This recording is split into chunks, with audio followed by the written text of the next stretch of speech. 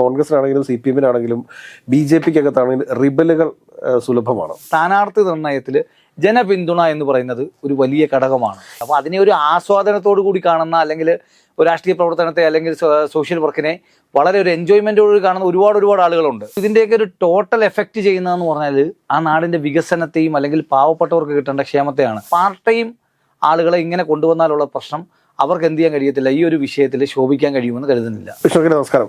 വിഷ്ണുവിനെ വളരെ രസകരമായിട്ടുള്ള ഒരു കാര്യമാണ് ഈ പഞ്ചായത്ത് ഇലക്ഷൻ എന്ന് പറയുന്നത്. കാരണം നാട്ടിലൊരു ഉത്സവം പോലെയാണ് പഞ്ചായത്ത് ഇലക്ഷൻ എന്ന് പറയുന്നത്. കാരണം അതുവരെ ഒരുമിച്ചിരുന്ന് ഭക്ഷണം കഴിക്കുകയും ഒരുമിച്ച് നാട്ടിൻ പ്രദേശത്തെ എല്ലാ പരിപാടികളിലും ഒക്കെ പങ്കെടുത്തുകൊണ്ടിരുന്ന ആളുകൾ 2-3 പക്ഷമായി ചേർന്ന് നിന്നുകൊണ്ട് ഒരു പ്രതിനിധിയെ തിരഞ്ഞെടുക്കാം, പഞ്ചായത്ത് മെമ്പറിനെ തിരഞ്ഞെടുക്കാൻ വേണ്ടിയിട്ട് വരുന്നൊരു സാഹചര്യം. അപ്പോൾ അതിനിടയിലും നമ്മൾ ശ്രദ്ധിക്കേണ്ട വിഷയമാണ് റിബലുകൾ. അതായത് കോൺഗ്രസിനാണെങ്കിലും CPM-നാണെങ്കിലും BJP-ക്കകത്താണെങ്കിലും റിബലുകൾ സുലഭമാണ്. അപ്പോൾ ഈ റിബലുകളെ കുറിച്ച് നമുക്ക് എന്താണ് പറയാനുള്ളത്?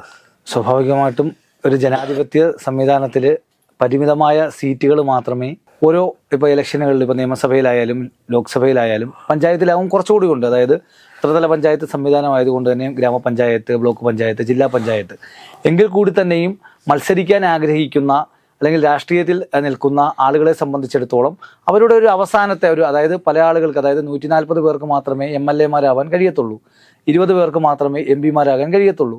അപ്പോൾ പിന്നെ അവരുടെ മുമ്പിലുള്ള ചോയ്സാണ് ജില്ലാ പഞ്ചായത്ത് അല്ലെങ്കിൽ ബ്ലോക്ക് പഞ്ചായത്ത് അല്ലെങ്കിൽ തദ്ദേശ സ്ഥാപനങ്ങളിൽ പഞ്ചായത്ത് മെമ്പർ ആവുക എന്നുള്ളതാണ്.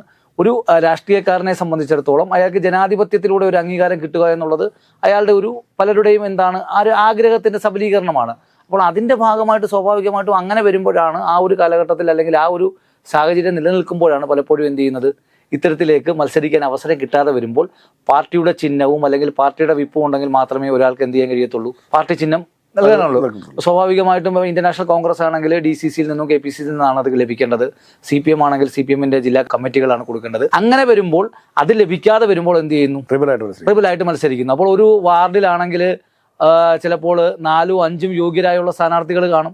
അപ്പോൾ 4-5 യോഗ്യരായ സ്ഥാനാർത്ഥികൾ ഒരാൾക്ക് മാത്രമേ എന്ത് ചെയ്യാൻ കഴിയുള്ളൂ, മത്സരിക്കാൻ പറ്റത്തുള്ളൂ, സ്ഥാനാർത്ഥിയായി കൊടുക്കാൻ ഒരു പാർട്ടിക്ക് കഴിയത്തുള്ളൂ. അപ്പം അങ്ങനെ വരുമ്പോൾ ഈ പറയുന്ന മറ്റുള്ള ആളുകളെ വിശ്വാസത്തിലെടുക്കാതെയാണ് അയാളെ തിരഞ്ഞെടുക്കുന്നതെങ്കിൽ ബാക്കി 4 പേരിൽ 1-2 ആളുകൾ എന്ത് ചെയ്യുന്നു, ചിലപ്പോൾ മറ്റു പാർട്ടികളിലേക്ക് ചേക്കേറുന്നു, അതല്ലെങ്കിൽ എന്ത് ചെയ്യുന്നു, റിബലായിട്ട് മത്സരിക്കുന്ന സാഹചര്യം ഉണ്ടാവും. എനിക്ക് തോന്നുന്നത് ഈ റിബലായിട്ട് മത്സരിക്കുന്ന ആളുകൾക്ക് എല്ലാവർക്കും സെൽഫ് കോൺഫിഡൻസ് കൂടുതലായിരിക്കും.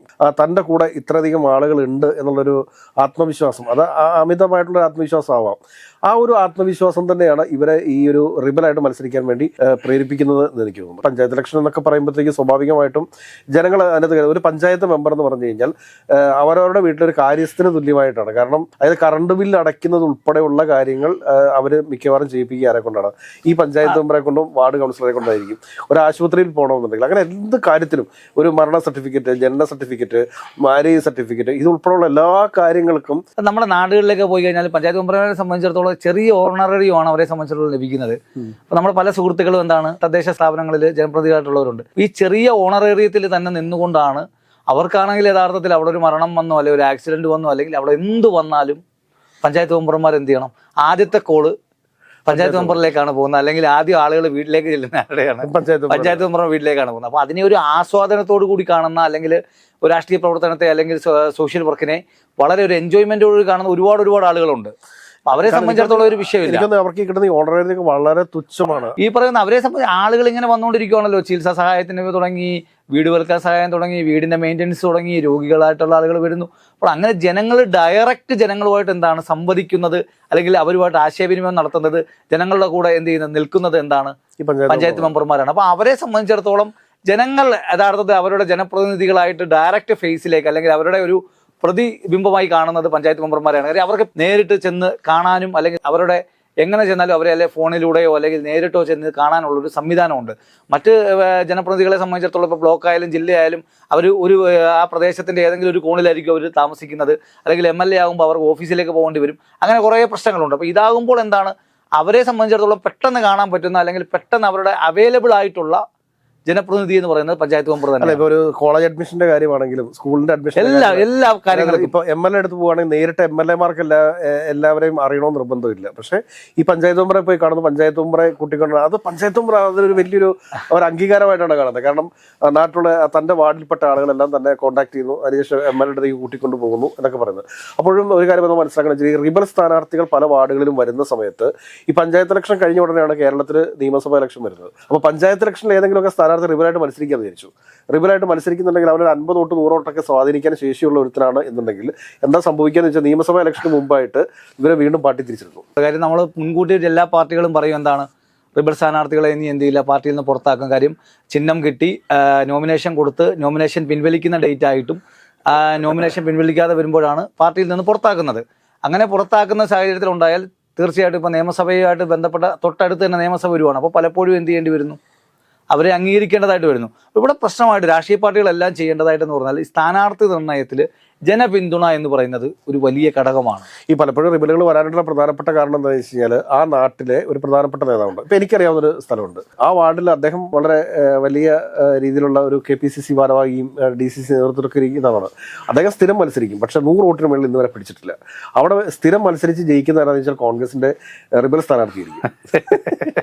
ഈ ഒരു മുതിർന്ന സംസ്ഥാന നേതാവോടെ ഉള്ളതുകൊണ്ട് അല്ലെങ്കിൽ ജില്ലാ നേതാവോടെ ഉള്ളതുകൊണ്ട് സംഭവിക്കുന്നത് വെച്ചാൽ എല്ലാ പ്രാവശ്യവും സീറ്റ് കൊടുക്കുക ഇങ്ങനെയുള്ള ആളുകൾക്കായിരിക്കും. പക്ഷേ അവരൊരിക്കലും സ്വീകാര്യരല്ല, വാർഡിൽ സ്വീകാര്യമില്ല. അവർക്കെങ്കിലും മത്സരിക്കുക, ജയിക്കുക, ജയിച്ചു കഴിഞ്ഞാൽ ഉടനെ പഞ്ചായത്ത് പ്രസിഡന്റ് ആവുക, അല്ലെങ്കിൽ മുനിസിപ്പാലിറ്റി ചെയർമാൻ ആവുക, കോർപ്പറേഷൻ മേയർ ആവുക, ഇതിനപ്പുറത്തേക്കുള്ള അജണ്ടകളൊന്നുമില്ല. പഞ്ചായത്ത് തെരഞ്ഞെടുപ്പിൽ നമ്മൾ പറയും സംസ്ഥാന രാഷ്ട്രീയം ദേശീയ രാഷ്ട്രീയം ഒക്കെ ചർച്ചയാവുമെന്ന് പറഞ്ഞാലും അതിനൊക്കെ ഉപരിയായിട്ട് ആ വാർഡിലെ വ്യക്തിക്കാണ് ജനങ്ങൾ പ്രാധാന്യം കൊടുക്കുന്നത്. അടുത്ത 5 വർഷത്തേക്ക് ആരെയാണോ തിരഞ്ഞെടുക്കുന്നത്, അല്ലെങ്കിൽ അവർക്ക് അക്സെപ്റ്റബിൾ ആവുന്ന, അല്ലെങ്കിൽ അവർക്ക് എപ്പോഴും ആശ്രയിക്കാൻ കഴിയുന്ന അവരുടെ കൺമുമ്പിലുള്ള ആളുകളെ മാത്രമേ ജനങ്ങൾ എന്ത് ചെയ്യുള്ളൂ, സ്വീകരിക്കത്തുള്ളൂ. അല്ലാതെ എവിടെയെങ്കിലും കൊണ്ടുവന്ന് ആരെങ്കിലും കെട്ടിയിറക്കിയിട്ടോ അല്ലെങ്കിൽ ഏതെങ്കിലും ഏത് പാർട്ടിയിലായാലും ഏതെങ്കിലും നേതാക്കന്മാരുടെ പിന്തുണയിലോ അല്ലെങ്കിൽ അവരുടെ സ്വാധീനത്തിലോ വന്നു നിന്നാൽ ഒരിക്കലും എന്ത് ചെയ്യില്ല. കാര്യം രാഷ്ട്രീയം ചർച്ചയാവുന്നില്ല. യഥാർത്ഥത്തിൽ ചിഹ്നവും അല്ലെങ്കിൽ കാര്യങ്ങളൊക്കെ ചർച്ചയാവുമെങ്കിലും ആത്യന്തികമായി എന്ത് ചെയ്യുന്നില്ല, രാഷ്ട്രീയം ചർച്ച ചെയ്യുന്നില്ല. കാര്യം കൂടുതലായിട്ട് അവിടെ ചർച്ച ചെയ്യുന്നത് എന്താണ്, കഴിഞ്ഞ വർഷത്തെ എന്തായിരുന്നു അയാളുടെ വിലയിരുത്തൽ.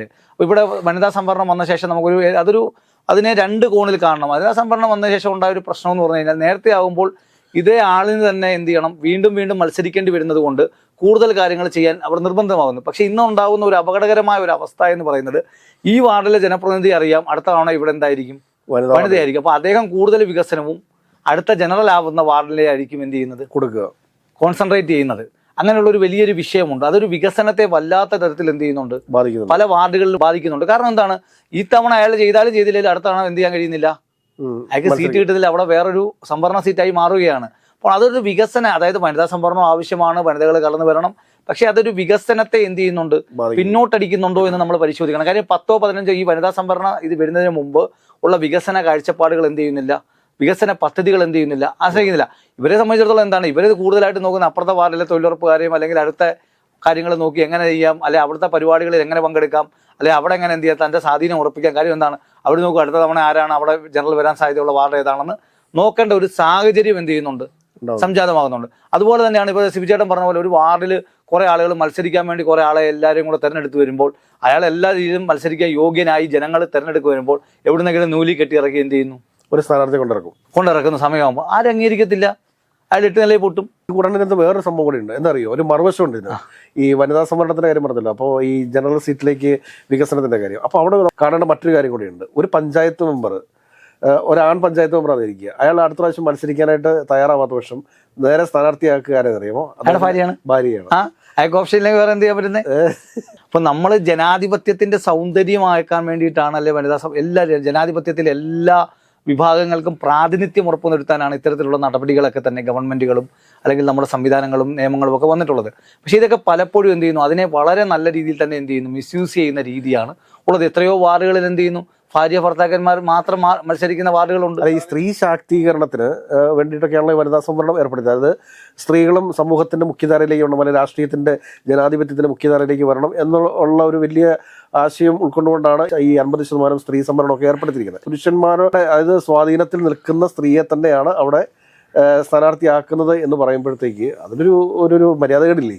തീർച്ചയായിട്ടും അതൊരു പ്രശ്നം തന്നെയാണ്. ഇതിൻ്റെയൊക്കെ ഒരു ടോട്ടൽ എഫക്റ്റ് ചെയ്യുന്നതെന്ന് പറഞ്ഞാൽ ആ നാടിൻ്റെ വികസനത്തെയും അല്ലെങ്കിൽ പാവപ്പെട്ടവർക്ക് കിട്ടേണ്ട ക്ഷേമത്തെയാണ്.